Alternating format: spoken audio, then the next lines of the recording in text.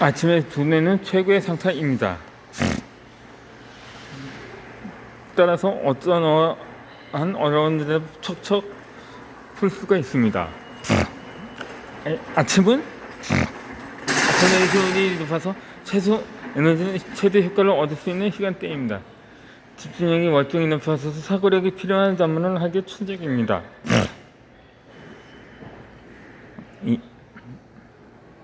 저는 제2B 시험을 앞두고 현대문과 고문에 관한 문제는 영어문 장문역에서 특히 집중이 필요한 문제는 아침에 풀었습니다. 케이블리 기자학 시험을 준비할 때도 마찬가지였습니다. 치밀한 사고력과 높은 전문력을 요구하는 영어 수능만 쓰거나 난해 문제집을 푸는 시간으로 아침 시간을 정했습니다. 이 시간에는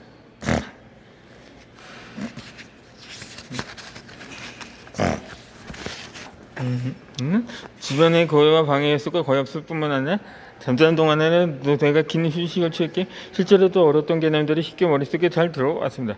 집중이 필요한 공부나 일을 할 때는 효율적인 아침의 두뇌를 활용합시다. 지금부터는 아침에 특별히 어떤 성격 공부나 일을 하면 더 좋은지 최근에서 자세히 설명하겠습니다.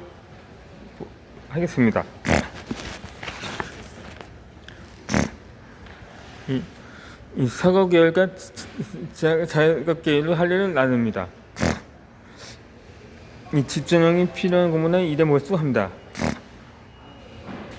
앞에서 이야기했듯이 두뇌 효율이 가장 좋은 시간은 기상 후 2~3시간입니다. 이 두뇌 활동은 아침을 결정하는 낮 시간 동안 점점 저하됩니다. 따라서 두뇌가 불가능할 수 있는 아침의 사고력이나 일을 하기 어려운 업무를 처리하면 좋습니다. 해야 할 일은 사고 계열과 자각 계열로 나눌 수 있습니다. 사고 계열 업무는 특히 높은 집중이 필요하기 때문에 뇌가 가장 잘 돌아가도록 아침에 시간을 계획합시다. 사고 계열 업무는 다음과 같은 것입니다.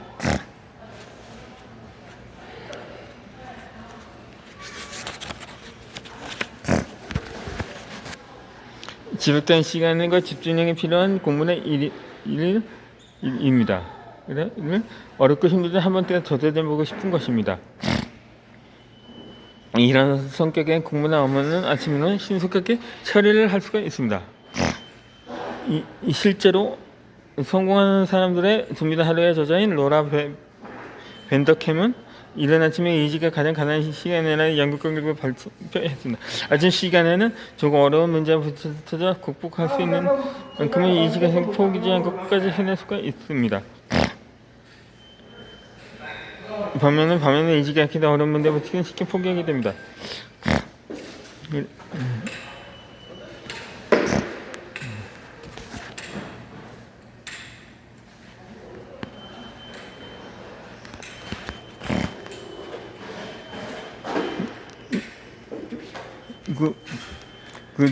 세 번째 비결은 입니다. 집을 나가는 시간을 정합니다. 이 마감 효과와 환경 변화의 집중력을 높입니다. 지금은 탄력금이나 덕분에 특수한 시간이 유연하거나 프리랜서로 일하는 사람이 많이 늘었습니다. 미래 학자들은 2027년에 미국의 프리랜서가 8,650만 명이 되어서 기업에서 일하는 8,340만 명을 웃을 거라고 전망합니다. 일본 역시 탄력근무 방식이 늘고 있습니다. 고정적인 시간 노정의 틀에서보다는 시간을 자유롭게 보내기 쉬워졌습니다. 그렇다면 앞으로 출근 시간을 자신의 시간 리듬에 맞춰 정하는 것도 하나의 방법이 되지 않을까요? 스스로 일을 시작하는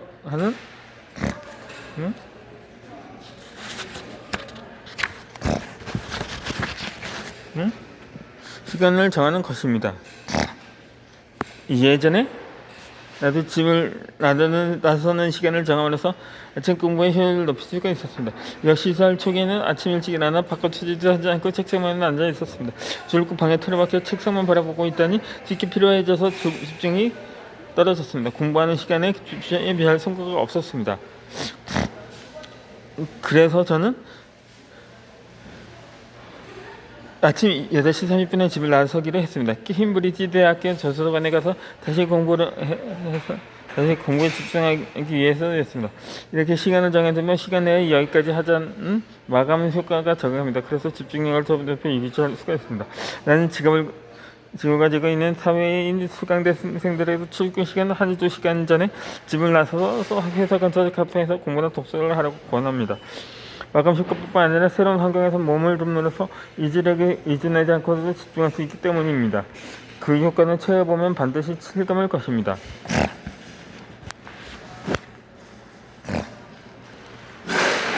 이 네 번째 비결로 주변 환경을 바꿉니다. 이 카페는 집중력을 높이는 이상적인 장소입니다. 이 집은 집중력을 방해하는 요소들도 넘쳐납니다. 집중력이 높아지는 아침에 하도 집중하여 불필요한 에너지를 사용하지 않도록 소지품을 정리하고 책상과 방을 정리한 후 잠자리에 듭시다. 일하는데 필요한 것 외에는 두지 않는 게 이상적입니다. 의지의 힘으로 유혹을 이겨내는 것이 아니라 의지와 힘을 빌리지 않아도 되는 환경에 몸을 둡시다. 그 최적의 장소가 바로 카페입니다. 테이블 위에는 필요한 물건만 두니 그 외에 손을 대고 싶을 만한 유혹거리가 없습니다.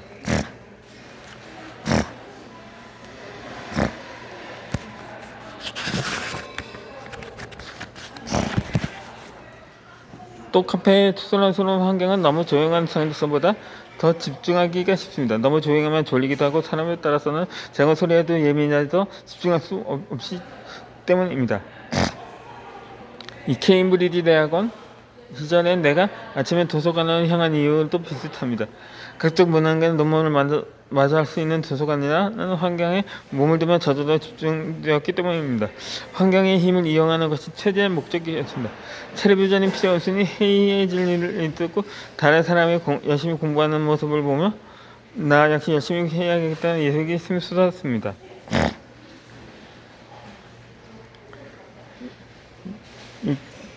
저와 비슷한 상황의 사람이 있는 장소로 갑시다. 자기 효능감을 높이는 방법의 하나로 대리 강화가 있습니다. 자기가 하고 싶은 것을 타인이 이런 모습을 보면서 나도 할 수 있다는 기분을 갖는 것입니다. 도서관 보면 대리 강화가 저절로 이루어집니다. 물론 저는 내키지 않을 때도 있었지만 그럴 때는 논문이나 과제의 생각은 일단 잡고 자전거라도 타다는 가벼운 마음으로 도서관으로 향합니다. 이 도서관에 도착하면 저절로 해야 하는 환경에서 집중력이 높아졌습니다. 억지로 이 집중력을 높이려고 하지 말고 환경을 바꿔봅시다.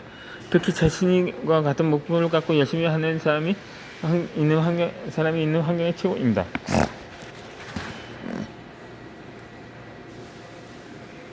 저는 새로운 환경, 저는 하고 싶어질 때면 나와 같이 생각을 하는 사람들이 모이는 장소를 찾습니다. 어르신들이 운동하는 헬스장보다는 내 또래의 사람들이 열심히 운동하는 헬스장으로 갑니다. 책을 쓰고 싶을 때는 글을 쓰고 글 쓴 사람들을 보면 참석합니다. 대도시에 산다면 동네 모임에 참석하거나 그렇지 않다면 SNS에서 같은 목표를 가진 사람들과 유대를 만드는 것도 습관적입니다. 주위에서 모두 열심히 하면 나도 열심히 해야겠다는 의욕이 생깁니다. 환경을 선택하는 데도 심혈을 기울입니다. 내 안에 가진 생활을 만들지 않고도 자신을 바꿀 수 있다는 점이 포인트입니다.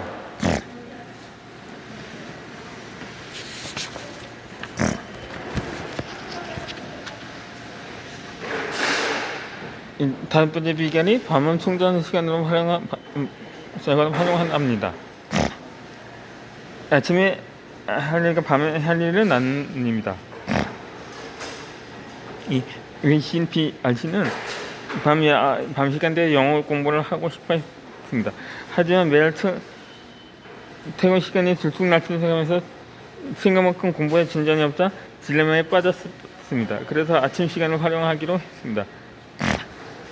이 RC는 매일 다시 30분의 기승하여 아침을 먹고 출근 준비를 한 다음 6시부터 1시간 동안 영어 공부를 했습니다. 지쳐서 머리가 움직이지 않는 밤은 몸 관리 시간으로 충당했습니다. 아침 시간을 유용하게 사용하는 식으로 사용 습관을 바꾸자 능률도 올랐습니다. 이렇게 아침 시간 내만 출근할 수 있다고 나에게 제안을 주면 지금 반드시 해야 한다는 생각에 집중력이 월등히 높아진다. 지금까지 많은 사람에게 정화 공부를 지도해왔지만 특히 큰 성과를 이룬 사람들은 대부분 아침 시간을 제일 활용했습니다. 평일 아침에 늦은 시기지만 주말보다 집중력이 높아 훨씬 효율적입니다. 밤에는 뭔가에 쓰고 일어나 거목은 아침 시간을 효율적으로 쓰게 하는 식으로 사용 시간에 제약을 두면 저는 이미에서 앞이게 생겨 보다 생각하기 논리적으로 생각할 수가 있습니다.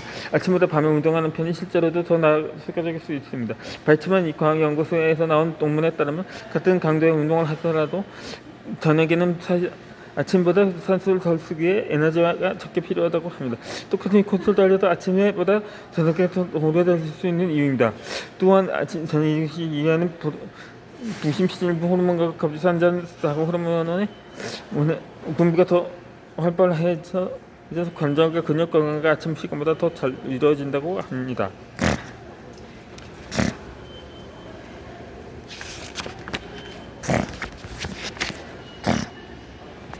아침 독서의 장점입니다.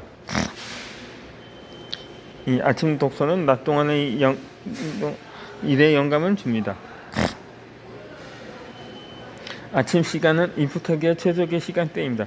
이 시간대에는 특히 독서를 추천합니다. 아침 독서의 장점은 나열하기 힘들 정도이지만 그 중에서도 칵테일 파티 효과를 덜 수 있습니다. 많은 사람이 잡담을 나누는 시끌벅적 투석한 자리에서도 자기 이름이나 관심 있는 사람의 대화는 쑥쑥 귀에 들어올 때가 있습니다. 우리의 뇌는 필요한 정보를 선택적으로 인지하게끔 되어 있는데 이것을 심리학에 대한 칵테일 파티 효과라고 합니다. 예를 들어서 적게 노하우에 관한 책을 읽고 나서 실제로 적게 일을 한다고 합시다. 그러면 아침에 읽은 책의 내용이 지금 눈앞에서 펼쳐지고 있기에 이런 상황에서는 책에 실렸던 조언대로 하면 된다. 같이 책의 내용을 현실에 적용하기 쉽습니다. 이렇듯 아침 독서는 낮 동안의 일에 대한 다양한 영감을 줍니다. 특히 지하철로 출퇴근한다면 지하철 안에서 책 읽는 순간을 들어보는 건 어떨까요? 지하철을 탄다는 트리거가 있으면 오늘도 책을 읽자는 식으로 머릿속에 수를 넣을 수 있기 때문입니다. 스마트폰으로 전자책을 보는 건 인터넷 뉴스나 SNS 같은 새끼를 빠지기 쉬우니 전자책 찾는 단말기나 산순에 질 수 있는 종이책을 지참해 읽읍시다. 가끔은 아예 책을 펼치기조차 싫은 날도 있을 것입니다. 그럴 때는 관심 있는 부분이나 궁금한 것부터 이런 식으로 심리적 장애물의 높이를 내리면 한결 집중하기가 쉽습니다.